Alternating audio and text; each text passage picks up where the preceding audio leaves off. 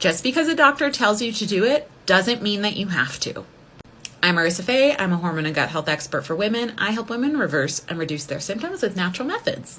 I also have reversed 95% of my symptoms related to hormone imbalances that I was diagnosed for the first time 13 years ago. I've been handed a lot of prescriptions in my life since then.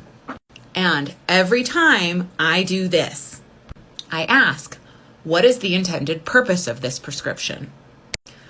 What are you hoping that this prescription will resolve or solve or heal in my body? What are the potential drawbacks to using this prescription? And are there any alternatives? You can ask all of these questions, and you should in order to make a decision that you feel comfortable with. I have an example for you. I was bitten by a neighbor's dog a year and a half ago. Like a pretty gnarly bite on my leg. It bled a lot. It was a big ordeal. So I saw a friend who was an EMT right away and just asked them for their opinion on if it was something I needed to go to urgent care for. And they said no. So we cleaned up the wound and I took it easy and I scheduled a visit with my primary care provider. So in meeting with her, she recommended that I get a vaccine, a tetanus shot, and she recommended that I use an antibiotic.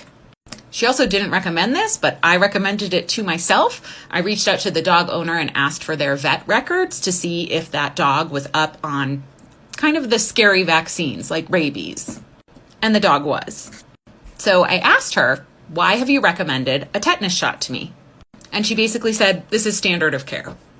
That answer is not good enough for me. So I did my research and I made a decision about whether or not I was going to do that.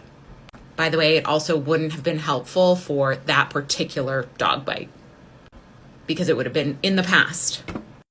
I also asked why she recommended an antibiotic. I take it very seriously taking an antibiotic because of how much I know about gut health and how much I know that influences all aspects of my health and well-being, but especially for me with a history of hormone issues and thyroid issues. I want to make sure that it really is the best option. And if it is, I also want to do some things to support my body to have the minimal impact that an antibiotic could have on my gut and my body. And that it's an antibiotic that I'm comfortable taking because there are all different kinds of antibiotics and some have particular drawbacks and some have particular benefits. And in discussing this with her, we talked about the risks of infection.